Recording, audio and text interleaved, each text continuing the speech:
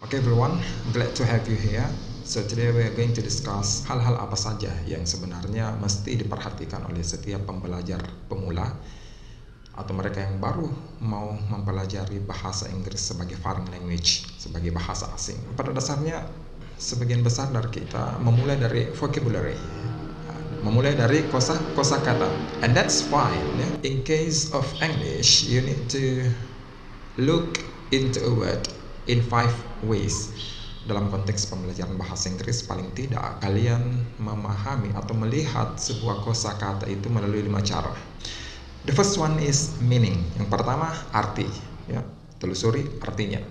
Ya, siapa tahu ada arti yang memang equivalent di bahasa Indonesia. Take for example the word book in English. Itu equivalent dengan kata buku dalam bahasa Indonesia. Perhatikan bahwa tidak semua kata di bahasa Inggris itu punya padanan yang tepat di bahasa Indonesia.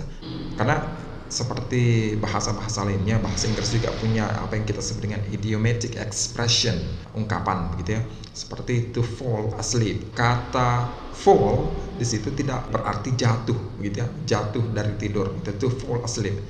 Tetapi artinya ketiduran.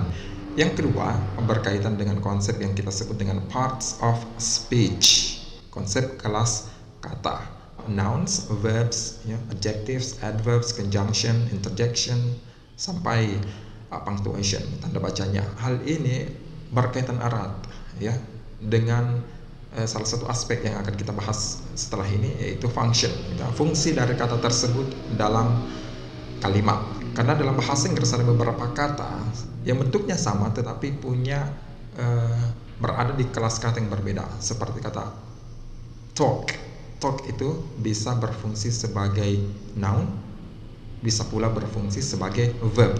Seperti pada kalimat we need to talk.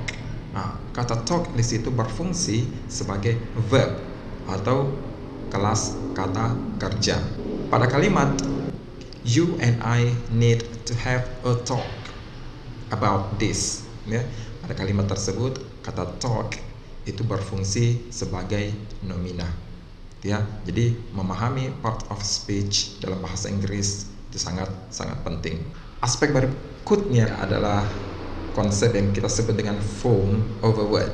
Ada istilah-istilah berkaitan dengan kosakata seperti stem, bentuk dasar dari sebuah kata, ya, memberikan arti pada sebuah kata, seperti kata chair, kursi, table, meja, ya, roof, atap, ya, road, jalan, tree, pohon, dan lain sebagainya. Selain kata stem, itu ada yang disebut dengan prefix. Prefix ini bagian dari imbuhan, awalan yang ditambahkan kepada stem sehingga membentuk kata yang baru. Seperti pada kata usual, ditambahkan kata an di depannya, ya.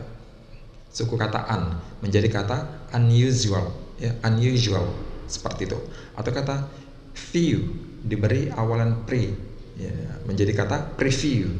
Itu akan membentuk kosakata yang sama sekali baru dari stem few. Ada pun yang disebut suffix. Suffix ini akhiran, ya.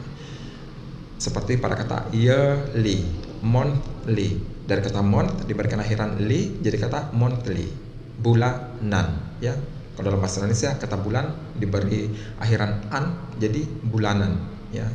Membentuk kata yang sama sekali baru meskipun sangat terikat dari stemnya, gitu ya, bentuk dasar dari kata awalnya. Berikutnya ada yang kita kenal dengan istilah root atau akar kata. Dalam beberapa kata dalam bahasa Inggris itu berbagi root atau akar kata yang sama, seperti akar kata struck membentuk kata construct, distract, instruct. Seperti itu ya. Gunanya ketika kalian sudah memahami atau mengenali beberapa akar kata dalam bahasa Inggris, itu akan memperkaya perbendaharaan kosakata kalian. Berikutnya yang akan kita bahas adalah function. Dan untuk memahami function dari sebuah kosakata dalam bahasa Inggris, you need to understand the concept of part of speech. Jadi kalian pelajari dulu konsep part of speech, kelas kata. Setelah itu kalian beralih ke memahami fungsi dari kosakata itu, ya. Dalam bahasa Inggris seperti nomina itu dapat berfungsi sebagai subjek maupun objek berikut dengan turunannya seperti objek, entah itu direct object atau prepositional object. Kemudian yang terakhir, untuk memahami kosakata dalam bahasa Inggris ini, to understand the concept of agreement. Seperti ketika kita menempatkan auxiliary verb ya yang fungsinya sebagai modifiers dalam sebuah kalimat.